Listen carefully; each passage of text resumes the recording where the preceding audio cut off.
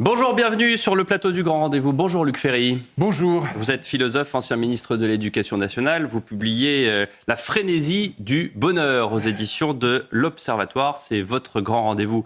Ce dimanche, nous sommes à une semaine pile des élections européennes. Le scrutin s'est, comme on dit, nationalisé. Il a aussi été empreint de la question du Proche-Orient et intervient surtout dans un timing où, au-delà de toute considération politique, la préoccupation première des Français, ça reste le pouvoir d'achat. Votre livre interroge sur l'individu face au monde, sur l'individu face à lui-même. Doit-il s'aimer plus pour accéder à un bonheur immédiat, ouvert et offert par les réseaux sociaux, le métaverse ou encore l'intelligence artificielle? L'éducation et la transmission sont-elles en péril? Vous posez la question et sur tous ces sujets, nous vous interrogeons ce matin avec Nicolas Barré des Échos. Bonjour Nicolas. Bonjour Pierre. Et Mathieu Bocoté. Bonjour Mathieu. Bonjour. L'actualité immédiate, on vient de le voir et de l'entendre sur Europe 1 et sur CNews. 8 mois de guerre entre le Hamas et Israël. Et pour la première fois, cet accord de trêve qui est sur la table, accord négocié conjointement par les Américains, les Qataris, d'autres partenaires internationaux, accord que le Hamas n'a pas encore accepté, mais qu'il a jugé positif. Question simple, est-ce que nous sommes sur la bonne voie, Luc Ferry ? Oui et non.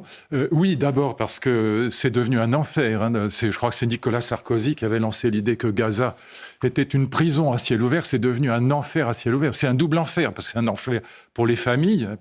Imaginez-vous avoir un otage, une fille, un frère, une sœur, un père dans les mains du Hamas aujourd'hui. Donc c'est un enfer pour les familles israéliennes qui ont un otage aux mains du Hamas. Et puis c'est un enfer pour les Gazaouis. Donc on est très heureux que les choses puissent s'arrêter et que l'humanitaire reprenne ses droits dans la ville de Rafah en particulier. Maintenant, ça ne règle absolument rien. J'ai vu qu'un certain nombre même de mes amis ont été partisans de la reconnaissance d'un État palestinien, y compris quelqu'un pour qui j'ai beaucoup d'estime, qui est Elie Barnavi, par exemple, qui est ancien ambassadeur d'Israël en France et qui est un très grand historien, qui est un homme raisonnable. Mais ça n'a pas de sens tant que cet État n'a ni un contour territorial identifiable, qu'il n'a pas une représentation politique connue et qu'il ne reconnaît pas l'État d'Israël. C'est les trois conditions qu'on peut mettre à la reconnaissance d'un État palestinien. Moi, je suis comme tout le monde maintenant, y compris les Américains, favorables à deux États, mais ça suppose quelque chose qui n'est absolument pas à l'ordre du jour, c'est que les colons de Cisjordanie laissent la place. Faut être clair. Il y a environ 700 ou 800 000 colons en Cisjordanie. Bon, et ils sont là. 200 ou 300 000 sont très armés, sont extrêmement religieux, sont absolument décidés à rester là éternellement. Et donc, si on veut qu'il y ait deux États, et c'est la seule solution pacifique aujourd'hui imaginable, ça suppose deux conditions. Un, qu'il y ait une représentation de l'État palestinien qui reconnaisse l'existence d'Israël. Et deux, que les colons de Cisjordanie laissent au moins en partie la place. Et en même temps, vous avez vu que ce conflit de Gaza est donc venu s'inviter dans cette campagne aux Européennes. Oui. Stéphane Séjourné, ce matin, dans le JDD, dit que la France a réussi à empêcher son importation. On peut juger cette déclaration. Faux. Est-ce que ce conflit, vous le jugez présent, très présent ou trop présent ? Trop présent, mais c'est compréhensible. On a évidemment, si je puis dire, une communauté musulmane ou plusieurs communautés musulmanes, estimées entre 5 et 8 millions de personnes en France. Et il est évident que la réfraction, comme toujours, des questions du Moyen-Orient est très très forte en France. Donc c'est parfaitement normal que ça s'invite. Mais je pense que j'ai eu cette discussion longuement hier avec mon ami Elie Chouraki, qui est vraiment pour moi comme un frère, le cinéaste, et beaucoup de juifs français pensent que c'est le retour de l'antisémitisme de toujours. Voilà. C'est faux. Alors, c'est faux. C'est un nouvel antisémitisme. Oui, c'est un nouvel antisémitisme. Et c'est faux parce que si vous prenez, par exemple, Séjourné a dit que, ou je ne sais pas si c'est Attal ou Séjourné, enfin ça revient au même, ils ont dit la LFI flirte constamment avec l'antisémitisme. Il y en a qui sont passés carrément de l'autre côté. Bon. Mais c'est plus qu'un flirt. Mais ce n'est pas l'antisémitisme ni catholique, qui était l'antisémitisme traditionnel qui accusait le peuple juif d'être le peuple déicide, ce à quoi Vatican II a tordu le cou de manière extrêmement efficace et intelligente. Oui. En 62-63. Et puis vous aviez l'antisémitisme racialiste qui disait il y a une race juive. Souvenez-vous, la grande exposition, le juif et la France, sous Pétain, avec comment reconnaître le juif. Le juif, il a un long nez, il a des oreilles décollées, etc. Enfin, toutes les âneries. Au fond, à la LFI, à l'extrême gauche, aujourd'hui, on n'est ni catholique, ni raciste. C'est pas le problème. On est quoi? En fait, on est islamo-gauchiste, donc c'est l'antisémitisme islamiste, plus, et c'est ça qui est nouveau, le Sud global. Ouais. Si vous voyagez aujourd'hui au Brésil, en Argentine, un peu partout en Afrique, vous trouverez des gens qui détestent Israël sans être du tout antisémites au sens traditionnel du terme. Parce que pour eux, Israël, c'est... Je termine avec ça, pardon. Pour eux, Israël, c'est le dernier avatar de la colonisation blanche, patriarcale, capitaliste et américaine. C'est ça. Alors, on connaît cette distinction qui est faite par plusieurs entre antisémitisme et antisionisme. Mais aujourd'hui, est-ce que l'antisionisme qui est porté dans une partie du Sud global n'est pas simplement le nouveau visage de l'antisémitisme? Non, je pense pas. Je pense que justement... Enfin, si, dans ce que vous dites, ce qui est important, c'est nouveau. Si vous croyez que c'est la même chose, vous vous trompez. Ce qui est important, c'est nouveau. Alors on peut dire antisémitisme si on veut, puisque c'est le mot qui est... Enfin, c'est pas une question de sémite, donc le mot est... Il faut dire que c'est la haine des Juifs. Taguieff dit judéophobie, c'est déjà plus juste, vous voyez, parce qu'on a affaire à quelque chose... Alors, disons antisémitisme si on veut, pour se faire comprendre, mais ça n'est ni l'antisémitisme catholique, ni l'antisémitisme racialiste, c'est un antisémitisme qui est accroché à l'émergence du Sud global. Le Sud global, on peut dire « Ah, mais c'est n'importe quoi le Sud global ». C'est pas faux, c'est hétérogène. L'expression apparaît dans les années 80 pour désigner au fond tout ce qu'on appelait autrefois le tiers-monde, plus les pays non alignés, mais plus la Chine et la Russie. Et c'est la haine de l'Occident qui est derrière. C'est ça qui est nouveau. Voilà. Alors, Yann Fix... Est-ce que, d'une certaine manière, pour la France insoumise, le fait de mettre l'accent sur ce conflit israélo-palestinien, c'est pas une manière de détourner le regard de l'autre guerre qui est en cours sur le continent européen, la guerre entre la Russie et l'Ukraine, sur laquelle, sur ce plan, la France insoumise a été plutôt complaisante vis-à-vis de la Russie de Poutine? Oui, alors je pense qu'ils peuvent jouer sur les deux tableaux, parce que, si vous voulez... Un des enjeux majeurs de la guerre en Ukraine, et ça rejoint la question de Gaza et d'Israël, c'est que veut Poutine dans cette guerre? Il veut plusieurs choses, mais sur le plan géopolitique, il veut être le leader du Sud global. C'est ça la nouveauté. 25 pays d'Afrique défendent aujourd'hui la Russie dans la guerre en Ukraine. Il a l'alliance de Modi, le président indien, plus les BRICS. C'est ça qui est important. La Chine, évidemment. Et donc, au fond, Poutine se pose en leader du Sud global, hostile à cet Occident en pleine décadence, avec cette Europe qui s'est alignée dans la guerre en Ukraine sur la position américaine. Et donc, au fond, ce que dit Poutine, c'est « je suis le leader du Sud global contre cet Occident colonisateur, blanc, capitaliste, etc. etc. » Et donc, ce Sud global, voilà, il doit se révolter contre cet Occident qui, par ailleurs, est en déclin, qui ne croit plus à rien. Pardon, je ne vais pas revenir à mon livre, je ne suis pas là pour vendre un livre, mais la frénésie du bonheur, c'est l'effondrement de l'Occident dans la quête du bonheur personnel, et qui est lié à l'effondrement des deux grandes religions, le communisme et le christianisme en Europe. Et je vous donne juste les chiffres pour qu'on ait... En 1950, il y a 45 000 prêtres diocésains en France. Il en reste 4 000 aujourd'hui. Oui. Le communisme est à 30%. Voilà. Et donc cet effondrement des deux grandes religions, religion de salut terrestre et religion de salut céleste, fait qu'à la place, on voit émerger la psychologie positive, la théorie du développement personnel, avec la quête narcissique du bonheur personnel. Et ça, Poutine, il s'en réjouit. Il se dit, mais ces gens sont foutus.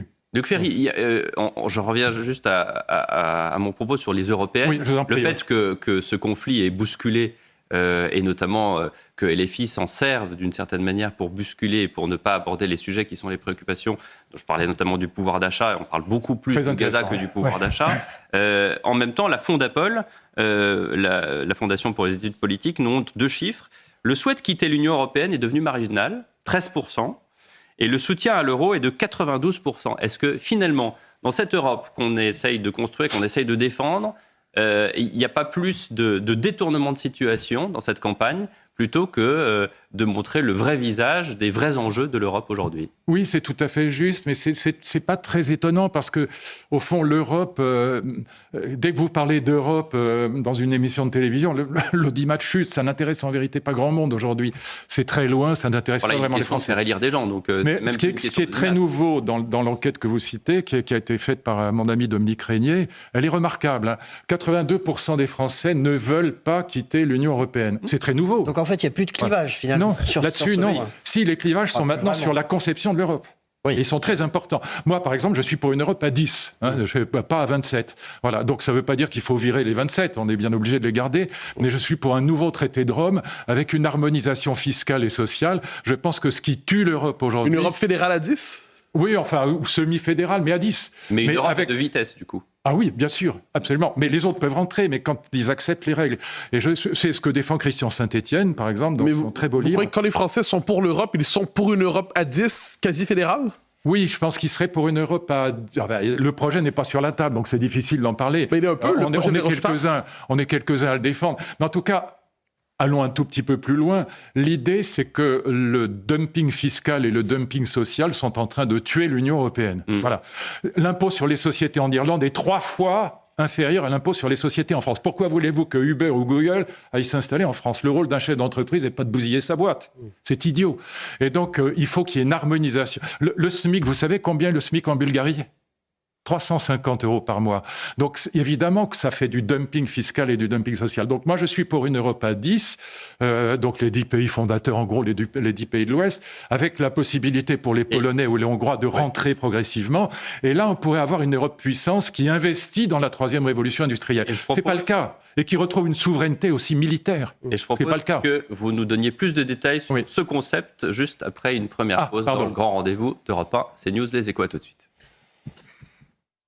Retour sur le plateau du grand rendez-vous d'Europe 1, CNews, Les Échos, avec notre invité Luc Ferry qui publie La frénésie du bonheur à l'Observatoire et qui commande bien sûr l'actualité politique avec nous. On parlait d'Europe, de ce scrutin européen qui arrive maintenant à une semaine. Et il y a un instant, vous aviez cette proposition de réduire l'Europe à 10. Question...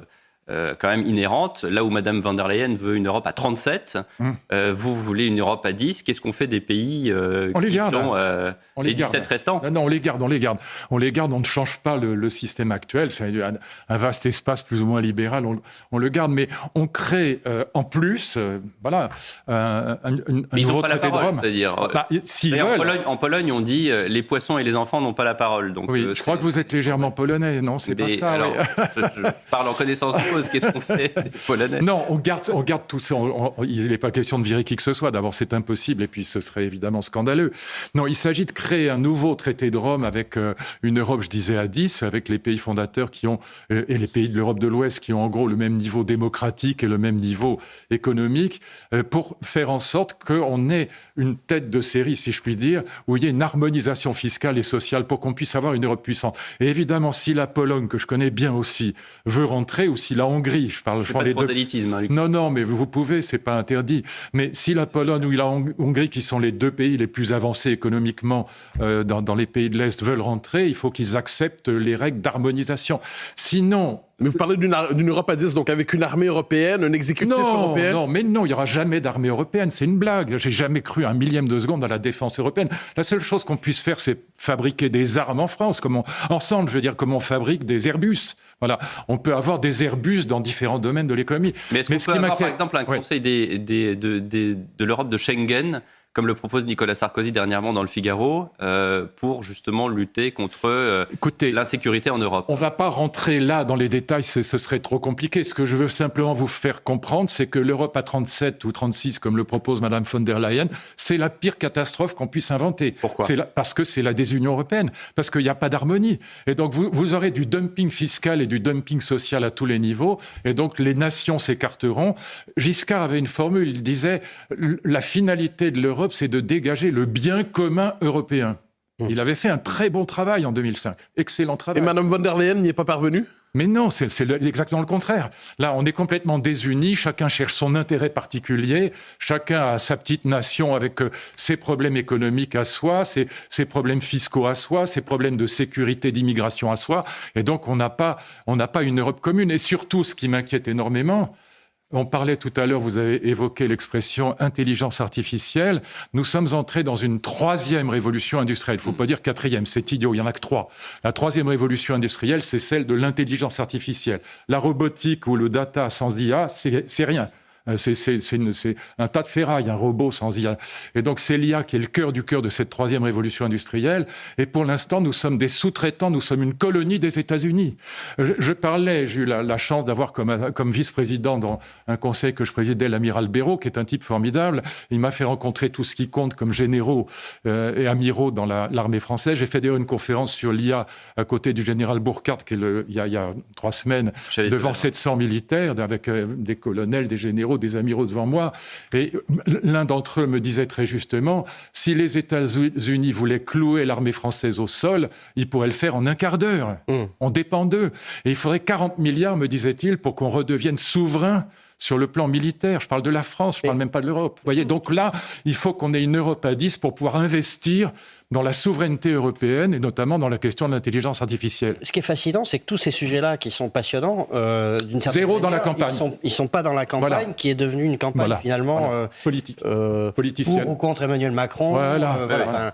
Est-ce que ce qui fait la popularité aujourd'hui du Rassemblement national en particulier, avec des scores dans les sondages au-delà de 30%, est-ce que c'est surtout une motivation, disons un vote protestataire, anti-président de la République, ou est-ce qu'il y a quelque chose de plus profond? Non, c'est bien plus profond. Je regardais les chiffres que donnait mon ami Jérôme Jaffray, j'écoute toujours Jérôme parce qu'il est très bon sur ces sujets-là, et il rappelait qu'en 2009, l'ensemble de la droite, qu'on peut dire extrême sur le plan de l'échiquier, c'est Rassemblement national, Reconquête et Patriotes, représentait 27% en 2009. Ils sont à plus de 40% aujourd'hui. Il dit c'est un rouleau compresseur. Pourquoi ? Il y avait quelqu'un qui, d'ailleurs chez vous, disait l'autre jour que Glucksmann avait été, pendant sa campagne, interpellé par une dame qui votait Rassemblement national, et Glucksmann lui a posé la question « Pourquoi vous votez ?» Rassemblement national. La réponse dit tout. Cette dame a répondu, c'est le seul parti qui n'a pas honte de nous. Génial comme réponse. Tellement vrai. Donc il y a ça en dessous. La droite républicaine a perdu le peuple et la gauche a perdu la question sociale. Et donc aujourd'hui, qui représente le peuple, comme dirait notre ami Onfray, le peuple old school, c'est le Front National, c'est le Rassemblement National. Voilà. Et ça, c'est beaucoup, beaucoup plus puissant qu'un vote protestataire. Ça n'est plus un vote protestataire. Vous avez dit dernièrement que Marine Le Pen n'était pas d'extrême droite. Évidemment pas. Je ne suis pas le seul à le dire. J'ai cité mon ami Marcel Gauchet qui disait la même chose. Marcel, qui a toujours le sens de l'humour, disait « mais elle est moins à droite que le RPR des années 70 ». C'est vrai. Et l'extrême droite, c'était quoi ? C'était d'abord l'antisémitisme et le racisme. Je parle des années 30. Bon, elle est ni raciste ni antisémite. C'était la violence. La violence à l'état chimiquement pur. On prenait le pouvoir par la violence, comme les bolcheviks. C'était l'équivalent. Marine Le Pen est absolument républicaine. C'était la haine des Lumières, de l'héritage des Lumières. On était conservateur, on était romantique au sens philosophique du terme. On voulait revenir avant la Révolution française. C'était ça, la droite de Maurras. Bon. Et l'extrême droite, c'est pas du tout le cas de Marine Le Pen, qui est absolument républicaine. Donc, elle est dans une droite souverainiste, nationaliste, populaire, populiste, si vous voulez, mais elle est absolument... Il n'y a aucun rapport avec l'extrême droite des années 30. Alors, on y revient. Même s'il y a une histoire derrière ça, évidemment, c'est ce que me dirait un historien de gauche, il me dirait, mais il y a une histoire du parti derrière, c'est vrai. Ça, je et un entourage, vous dirait son opposition, un entourage autour d'elle qui peut... Oui, voilà. Mais cela dit, juste un point, Mathieu, je vous laisse la... Pardon. Mais elle a rompu avec l'AfD. Eux, c'est vraiment les fachos, l'AfD. Pardon, excusez-moi, mais j'ai fait mes études en Allemagne, je parle allemand comme le français, donc je sais de quoi je parle. L'AfD, Alternative für Deutschland, c'est vraiment des fascistes. Bon, c'est des néo-nazis. Elle a rompu, Marine Le Pen, avec eux sur la question de la remigration, et aussi avec le gars... Pardon, c'est tout récent, hein. Mais évidemment que c'est récent. Oui, c'est ça. C'est-à-dire la question mais c'est récent. La remigration, c'est récent. Et quand il y a un gars de l'AfD qui a dit qu'on pouvait être un SS et être un type bien, elle a dit ça, j'accepterai jamais. Donc, mais elle n'a pas tardé à rompre. Est-ce qu'elle aurait jamais dû s'allier avec Cher ami, la politique est la politique. Il faut bien que vous vous alliez avec quelqu'un. Je veux dire, quand Mitterrand s'est allié avec le PCF, c'était pas mieux. Alors, on arrive au concept d'extrême droite. Vous nous dites Marine Le Pen n'est pas d'extrême droite. Je ne sais pas. Je sais pas si vous classez Reconquête à l'extrême droite. Oui, plutôt, oui. Alors, qu'est-ce qu'il dit de quelle manière Reconquête serait raciste, violent, antisémite? Je pense... antisémite, certainement pas, puisque d'abord Zemmour est juif et c'est quand même pas... Bon, on va pas l'accuser d'être antisémite, c'est ridicule. Mais qu'il y ait du racisme là-bas, oui. Si vous demandez par exemple à mon amie Malika Sorel ce qu'elle pense de Reconquête, elle vous dira c'est des racistes. Voilà, donc le débat est ouvert. Voilà. Je ne pense pas que ce soit le cas de Marion. Qui était malheureuse de la bouche de Zemmour. Donc c'est pas le cas de Marion Maréchal non plus. Je pense pas. C'est pour ça d'ailleurs, je pense que le sens de l'histoire, c'est que Marion Maréchal se rapproche de Marine Le Pen. Moi, c'est pas ma famille politique. Pardon. Ou de Bellamy. Après le clash jeudi soir au débat européen, je suis pas sûr que ce soit... Soyons clairs, parce que moi, les gens confondent toujours, quand on donne une analyse, ils confondent toujours entre l'analyse et le choix politique qu'on fait. C'est pas mon choix. Moi, je suis un vieux gaulliste de toujours. Voilà, je changerai pas. Moi, mes candidats, c'est Xavier Bertrand, c'est David Lisnard, c'est des gens comme ça. Voilà. Je pense que le parti LR est mort parce qu'ils sont trop bêtes pour comprendre ce qui se passe. Voilà. C'est-à-dire ils sont d'une bêtise cosmique. Ouais. Et donc, ils auraient dû faire un deal avec Macron quand Macron n'a pas eu la majorité absolue à l'Assemblée nationale. Ils pouvaient tordre le bras, comme on fait en Allemagne. Ils pouvaient construire un programme sur les sujets qui importent à la droite républicaine, c'est-à-dire sur l'immigration, sur la sécurité, sur la dette publique et sur l'éducation, par exemple. Et qu'ont-ils fait en retour ? Pardon ? Et qu'ont-ils fait en retour ? Ils ont dit on veut pas être les supplétifs de Macron, alors qu'ils le sont devenus. Voilà, donc mais bien sûr. Et donc quand on est à 4,7% avec Valérie dans Pécresse à la présidentielle, vous savez, moi j'ai une comparaison, c'est comme le chevalier noir dans Monty Python, Sacré Graal. Il perd un bras, il perd de l'autre bras, il perd une jambe, il perd les deux jambes, il continue à insulter le voisin. Mais il faut arrêter. Donc il pouvait revenir. Il pouvait avoir un Premier ministre à Matignon, il pouvait avoir une quinzaine de ministres, il pouvait avoir surtout un programme et réexister dans le paysage politique. Ils n'ont pas voulu. Je leur ai dit 100 fois. Je l'ai dit à Ciotti, je l'ai dit à Retailleau, je leur ai dit. On ne veut pas être les supplétifs de Macron, mais ils sont devenus. Ils n'ont même pas été foutus de déposer une motion de censure qui passe. Voilà. Et maintenant, ils essayent de rattraper les choses parce que Larcher n'est pas idiot, mais c'est trop tard. Voilà. Et donc, que le reste-t-il s'il est trop tard ? Rien. Mais c'est foutu. C'est comme le Parti socialiste, c'est mort. Donc, autrement dit, l'affrontement est inévitable entre d'un côté la Macronie, de l'autre côté le RN. Mais bien sûr, c'est une évidence. Oui. Donc, les LR vont se casser en deux ? Mais bien sûr. Mais c'est déjà le cas. C'est la même chose pour le Parti socialiste. Le Parti socialiste se casse en deux entre Macron d'un côté et la LFI, la NUPES de l'autre. Et vous parlez de Glucksmann ? Pardon ? Glucksmann est à 15%. Oui, mais pourquoi il est à 15% ? Parce qu'il récupère... Vous avez noté quand même que l'écologie s'est effondrée. Bon. Et donc, il récupère une partie des écologistes qui ne sont pas totalement barjots, il en reste encore quelques-uns, et puis une partie de la social-démocratie, du socialisme traditionnel, que représentaient des gens comme Cazeneuve ou comme Delga. Voilà. Donc, ce n'est pas très compliqué à comprendre. Mais néanmoins, la droite, elle est comme une feuille de papier à cigarette, entre d'un côté ceux qui vont aller vers Marine Le Pen et ceux qui vont aller vers Édouard Philippe, si c'est lui le candidat. C'est ça qui se passe aujourd'hui. Ferry est l'invité du Grand Rendez-vous ce dimanche. On se retrouve dans un instant sur nos deux antennes. À tout de suite. Retour sur le plateau du Grand Rendez-vous Europe 1 CNews en partenariat avec Les Échos. Notre invité, le philosophe et ancien ministre Luc Ferry, qui vient de publier La frénésie du bonheur à l'édition L'Observatoire. On est, je le disais, à une semaine du scrutin européen. Beaucoup de questions et on les a énumérées. Il y a une question, évidemment, qui est la question de l'insécurité, la sécurité en Europe, au-delà des frontières. La question aussi du flux migratoire et des frontières Schengen. Beaucoup de candidats proposent des choses assez différentes. Notre sondage hebdomadaire CSA pour Europe 1, CNews et JDD montre que 68% des Français pensent qu'il existe un lien entre l'insécurité et l'immigration en France. Est-ce que vous êtes dans les 68% ? C'est une évidence, et mettez-vous à la place des gens qui arrivent chez nous et qui viennent du tiers-monde, du quart-monde. Qu'est-ce que vous voulez qu'ils fassent ? Ils viennent chez nous parce que des saloperies de passeurs leur ont donné l'idée que c'était l'âge d'or qu'ils allaient trouver, que c'était un pays de cocagne. Ils trouvent évidemment la situation qui est la nôtre, à savoir un chômage très élevé, quoi qu'en dise le président Macron. On est à 2, 3, 4 points de plus que l'Allemagne en termes de chômage aujourd'hui. Et donc, ils trouvent un chômage. Qu'est-ce que vous voulez qu'ils fassent, ces gens-là ? Comment voulez-vous qu'au bout d'un certain temps, ils viennent avec leur famille ? Ils ne sombrent pas quasi inévitablement dans la délinquance, parce qu'il faut bien vivre. Voilà. Moi, je serais à leur place, je sais pas, je serais syrien ou je viendrais d'Afrique et j'arriverais avec 3 enfants. Qu'est-ce que vous voulez que je fasse ? Et je ne trouve pas de travail. Voilà. Donc il y a un moment où il faut absolument arrêter l'immigration. D'ailleurs, je vous signale tout à l'heure... Mais comment on fait pour arrêter l'immigration ? Vous fermez, comme le propose Jordan Bardella, un principe de double frontière ? Je vous propose 2 choses. D'abord, je pense qu'ils ont recruté quelqu'un qui sait de quoi il parle, le troisième sur la liste. Fabrice Leggeri, l'ancien patron de Frontex. Moi, je propose simplement 2 choses.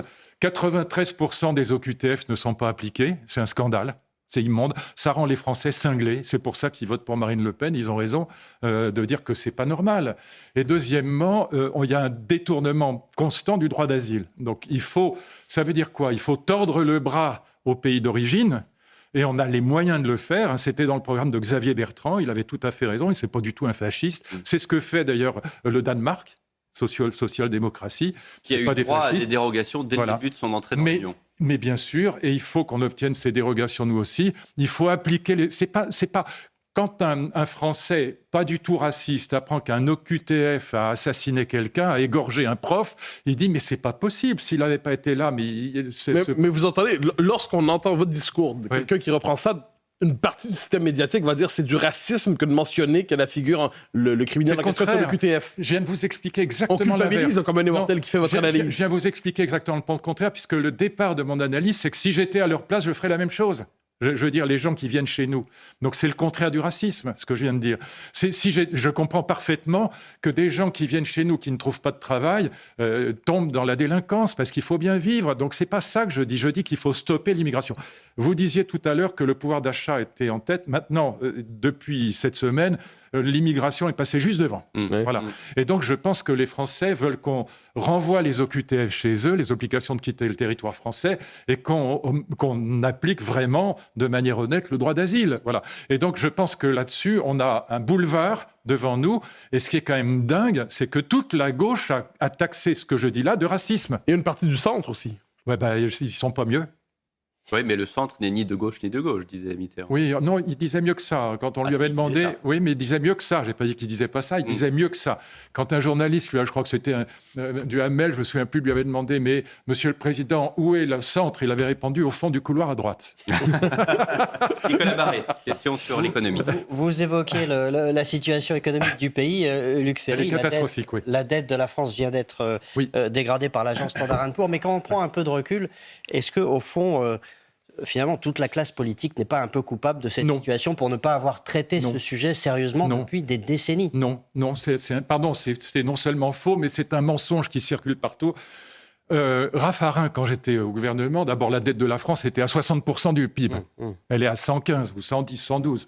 Elle était à 60%, donc c'était quand même moins grave. L'obsession de Raffarin, de Jean-Pierre Raffarin, c'était la réduction du nombre de fonctionnaires, c'était la réduction de la dette, la réduction des déficits publics.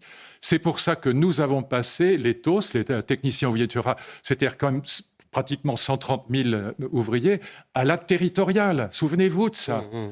Et après, mon ami Thierry Breton a continué à faire un travail remarquable entre 2005 et 2007. Remarquable. On a eu une diminution... 2007, mais depuis... Mais depuis, oui, mais là on y est. Oui, mais depuis... Ah non, alors, ce qu'a toujours dit d'ailleurs Thierry Breton, c'est que Nicolas Sarkozy lui a mis un coup d'arrêt à ce travail que nous avions fait. Et il a été le président le plus dépensier qui soit, jusqu'à Macron, qui est encore plus dépensier que Nicolas Sarkozy. Soyons clairs, pendant la pandémie, il fallait aider les entreprises. Il fallait absolument les aider. Donc les PGE, tout ça était très utile. Le quoi qu'il en coûte. Bien sûr, le quoi qu'il en coûte.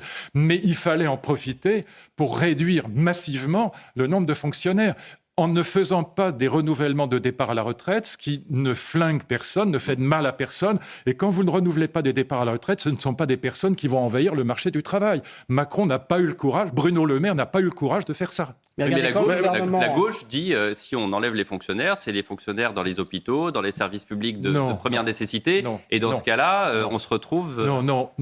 Excusez-moi, je connais l'argument. Bien sûr, vous avez tout à fait... l'argument, vous savez bien sûr, je vous le livre parce que c'est celui Vous avez tout à fait raison de poser la question. Mais c'est évidemment faux. Je vous donne un exemple que j'ai souvent pris. Si j'étais resté 6 mois de plus au ministère, c'était fait. On a une administration en département qui gère les collèges, d'accord ? On a la même administration qui en région gère les lycées. Vous fondez les deux administrations, vous économisez 150 000 postes de fonctionnaires en ne renouvelant pas des départs. Et ça marche bien mieux. C'est bien plus efficace. Mais vous noterez cela dit la critique de la surcharge bureaucratique, surcharge bureaucratique en France, de mémoire, 40 ans, 50 ans, 60 ans, et la tendance n'est pas politiquement, on n'a jamais connu cette inversion du poids de la bureaucratie. Si, on a connu cette inversion précisément entre 2004 et 2000. On va dire qu'on a ralenti la croissance. C'était une parenthèse. Non. La classe politique... Tous ceux qui ont été en responsabilité disent la même chose. Pierre Moscovici, qui est aujourd'hui le patron de la Cour des comptes, dit, vous vous souvenez, sous le gouvernement Jospin, on avait eu le budget le plus faible et le déficit. Mais c'est pas le problème. Le problème, c'est de savoir où est la vérité. C'est pas ce que racontent les politiques. On s'en fout de ce qu'ils disent. Le problème, c'est la vérité.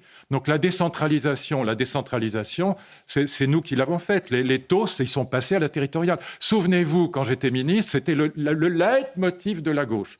Il est en train de privatiser l'éducation nationale. J'ai entendu ça des dizaines de milliers de fois dans la rue.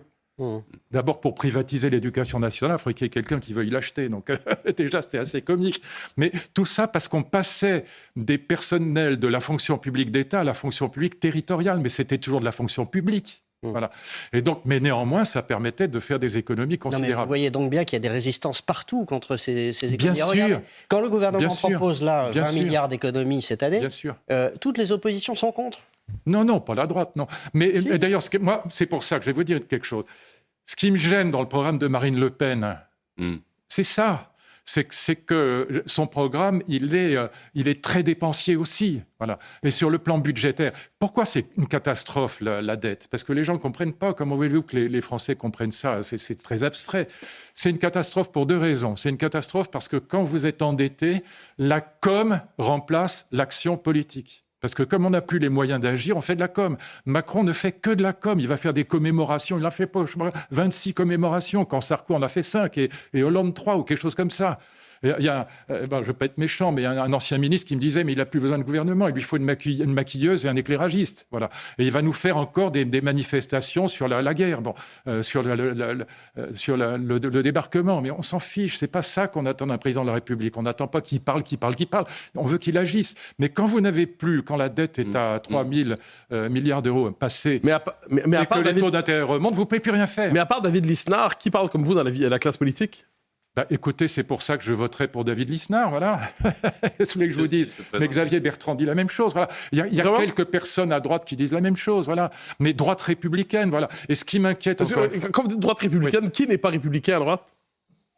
Non, je parle des LR, c'est leur nom. D'accord, les LR, pardon. Oui, c'est pour ça que je l'appelle. D'ailleurs, j'étais contre cet intitulé, que je trouve qu'est une imitation des États-Unis, qui est fâcheuse. C'est Nicolas Sarkozy. Vous parlez d'éclairagiste. En attendant, celui qui fait la com, c'est Bruno Le Maire, qui encore hier, devant les chiffres qu'on lui présente, dit, et devant l'abaissement de la notation par Standard & Poor's, dit « j'ai sauvé l'économie française ». Non, mais c'est honteux de dire ça. Enfin, c'est honteux de dire ça. Mais c'est honteux, c'est une honte, c'est un énorme mensonge. Donc il fallait, encore une fois, j'y reviens, soutenir les entreprises pendant la pandémie, bien sûr, mais il fallait faire ce que je vous disais en même temps. On va arriver à 6 millions de fonctionnaires. Et pendant le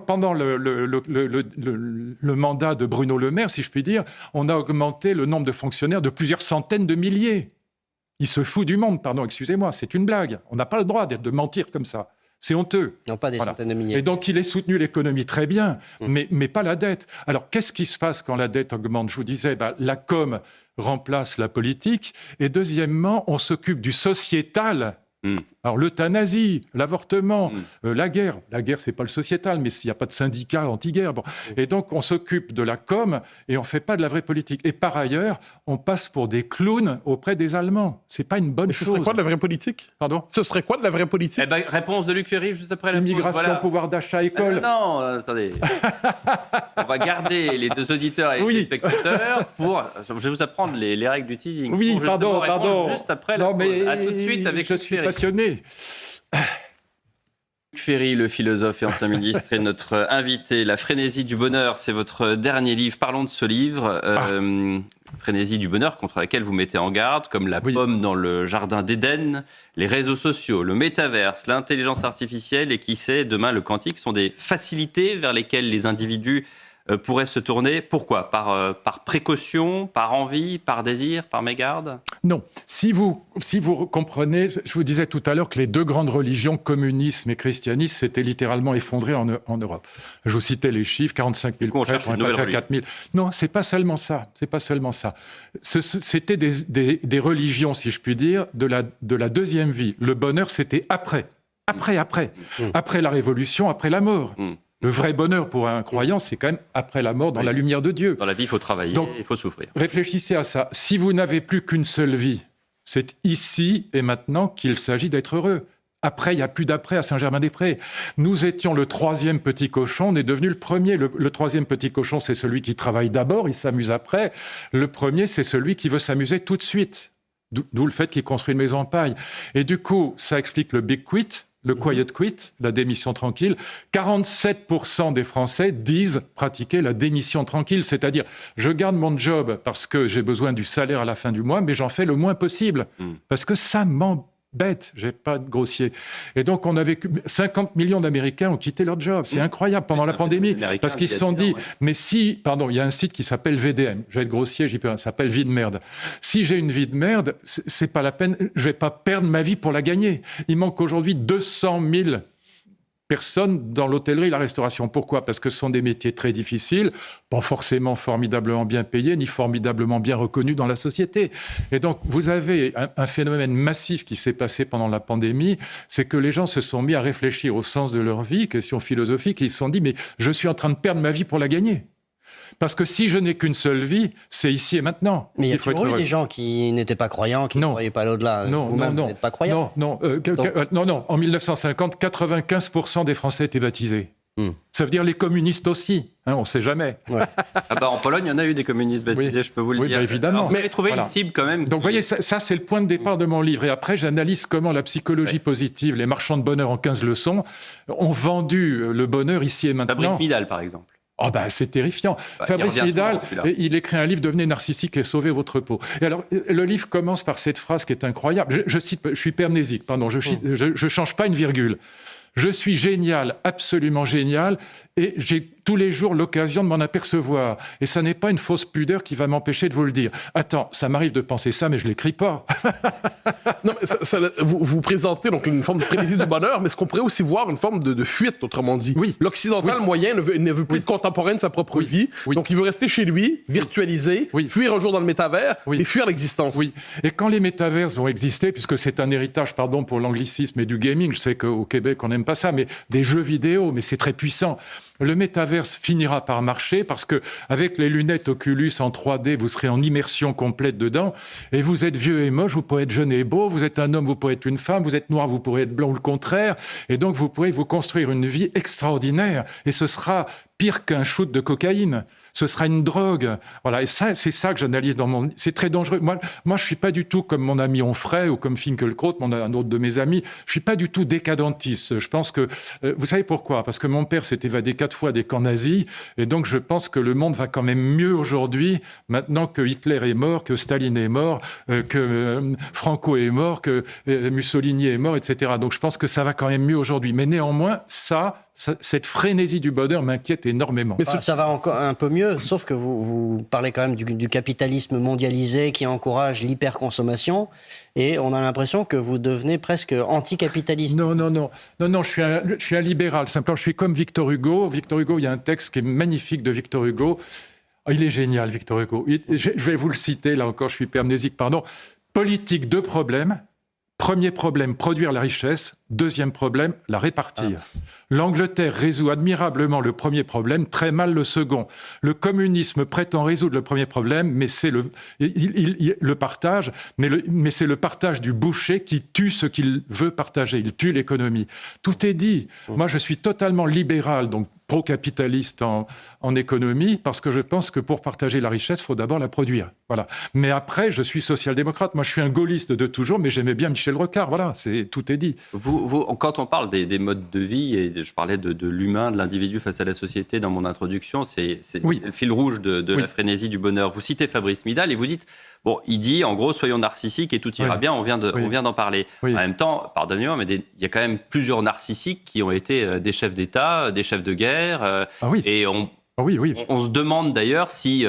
les derniers présidents de la République n'avaient pas une forme de narcissisme. Immense, bien sûr. Il faut être, d'ailleurs, pour arriver là-haut, il faut être d'un narcissisme délirant. Donc le narcissisme est positif. Ben non, vous trouvez ça positif? Moi, je trouve pas que ça a été formidable. Vous dites que c'est une imposture intellectuelle. Non, c'est pas ça. Je trouve que les 3 derniers présidents ont été... Pardon, je pense pas qu'ils ont été des grands présidents. Pour moi, les grands présidents... Aussi Pardon? Quand vous dites les 3 derniers, vous prenez l'actuel aussi? Évidemment, oui. Mais... Encore plus. Et je pense que le narcissisme, justement, c'est aussi l'envie d'être aimé. Je pense qu'un grand président, c'est quelqu'un qui a le courage de faire des réformes qui ne sont pas aimables. Je pense que Raymond Barre, il n'a pas été président, mais je pense que, si j'admire des gens à gauche, c'est Manuel Valls, par exemple, ou c'est Chevènement pour l'école. Ce sont des gens qui ont eu le courage d'être à contre-courant. Mais si vous êtes narcissique, si vous voulez à tout prix être aimé, comme c'est le cas de nos derniers présidents, vous ne pouvez pas faire des réformes qui soient non populaires. Mais quelquefois, on a besoin de faire des réformes qui ne sont pas populaires. Et moi, j'étais vraiment pas mitterrandien, mais je trouve que s'il a fait une chose qui était grande avec Badinter, c'est la suppression de la peine de mort. Parce que 75% des Français étaient contre. Là, vous avez du courage politique. Et Dieu sait que je suis pas mitterrandien. Aujourd'hui, où est le courage politique, Donc mon ami? Le courage grandit. Mais évidemment. Et en plus, le courage permet de faire des choses qui sont bonnes pour le pays. C'est de ça qu'on a besoin. Quand Bruno Le Maire dit qu'il a sauvé l'économie alors qu'il l'a fait plonger comme jamais, j'ai regardé les chiffres ce matin, 7,4% de chômage en France contre 3,2% en Allemagne. Formidable. Non, mais quand il fait la réforme des retraites et que personne n'en veut, ça réclame du courage quand même. Mais elle est toute petite, la réforme des retraites. Elle est minimaliste. Attendez, moi j'ai fait celle de 2003, excusez-moi. Néanmoins, plein de gens n'en veulent pas. Excusez-moi, j'ai fait celle de 2003, c'était autre chose. Voilà, avec Fillon. Voilà, j'ai fait celle de 2003 qui consistait à passer les fonctionnaires de 37 ans et demi à 40 ans puis 42 ans. Je peux vous dire, il y avait 60% de grévistes dans l'éducation nationale. Ça, pardon, je ne veux pas me mettre en avant, mais c'est le courage. Oui. Alors, je reviens sur le thème de votre ouvrage, la frénésie du bonheur, mais de l'autre côté, c'est une existence qui se consomme de moins en moins à froid. Donc, les médicaments, les pilules, les drogues, la virtualisation de l'existence. Oui. Donc, c'est un bonheur, finalement, qui fait penser un peu un bonheur à la Huxley. Oui, tout à fait. Et c'est d'ailleurs pour ça que le thème de mon livre, moi je cite beaucoup Sœur Emmanuelle, qui était ma meilleure amie dans cette génération, évidemment, que j'aimais vraiment, et que c'était réciproque. Et donc, Sœur Emmanuelle avait écrit un livre qui s'appelait « Le paradis, c'est les autres ». Je pense que si vous ne vous intéressez qu'à votre nombril, le paradoxe, c'est que cette quête du bonheur nombriliste et narcissique, vous citiez, ça rend malheureux, évidemment. En fait, dès que vous n'avez pas une grande cause supérieure à vous, que ce soit une cause humaine, les autres, comme par exemple un humanitaire, un Kouchner. Bon, si vous n'avez pas une grande cause extérieure à vous, si vous n'avez que votre nombril et on vous dit en 15 leçons vous allez être heureux parce qu'il faut s'occuper que de vous-même et que de votre nombril, en fait, la vérité c'est que ça se renverse en son contraire. C'est une dialectique au sens hegelien.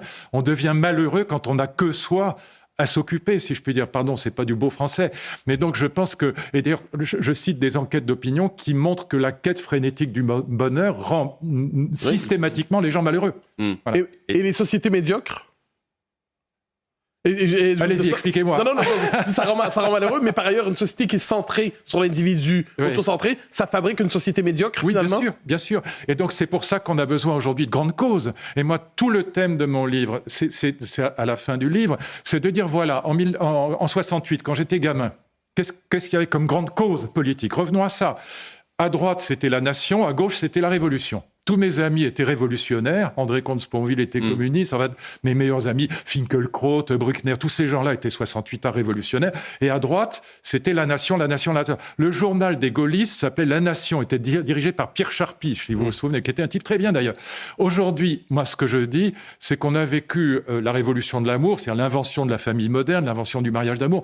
Et je pense que la grande cause politique, elle n'est pas personnelle. C'est quel monde, nous, les adultes, nous allons prendre la responsabilité de laisser à nos enfants. Nos enfants, ce n'est pas les miens, c'est l'humanité qui vient. C'est la question de la dette. Est-ce qu'on va leur laisser C'est la question de la guerre avec l'islamisme. C'est la question de la mondialisation. C'est la question de la protection sociale. C'est la question de l'écologie. C'est la question de l'école. Oui. Toutes les grandes questions, pour moi, elles se posent par rapport à mes filles. Mais mes filles, ce n'est pas juste mes filles. Je ne suis pas cinglé. Même si c'est évidemment, je les aime mieux que les vôtres, mais c'est les miennes. Mais c'est pareil. Et, enfin, il y a des différences que je connais aussi, mais voilà. Mais c'est nos enfants. Voilà, c'est l'humanité qui vient. Et c'est le seul point sur lequel les écologistes ont touché juste, en vérité. Cela dit, vous dites... Les générations futures. Vous dites qu'il ne faut pas parler de déconstruction, mais de reconstruction. Bien sûr, voilà. Bien sûr. Mais si je n'avais pas une grande cause dans la tête, si je n'avais pas quelque chose de supérieur à moi... Bien évidemment qu'on est tous narcissiques, évidemment qu'on est des animaux, donc on pense d'abord à sa survie, à persévérer dans son être, comme dit Spinoza. Mais si on n'a pas quelque chose de supérieur à soi comme cause dans la vie, on est malheureux, on est mort, on vaut rien. Merci beaucoup, Luc Ferry, d'avoir été au grand rendez-vous Europe 1 CNews, la frénésie du bonheur chez l'Observatoire. Très bonne journée sur nos deux antennes.